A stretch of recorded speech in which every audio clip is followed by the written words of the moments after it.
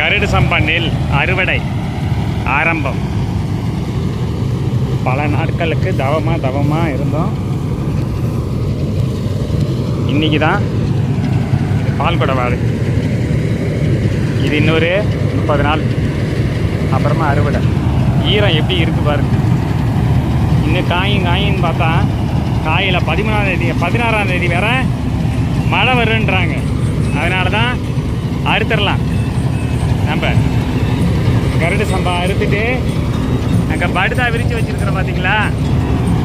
படுதா விரிச்சோம்மா அதில் போய் காய வைக்கணும். காய வச்சுட்டு தூத்திட்டு எடுத்துகிட்டு போயிட்டு சணல் சாக்கு வாங்கிட்டு வந்திருக்கேன். ஒரு சாக்கு 35 ரூபா வாங்கிட்டு வந்திருக்கேன். அதில் போய் காய வைக்கணும். நெல்மணி கொட்டலை, ஈரமாக இருக்குது.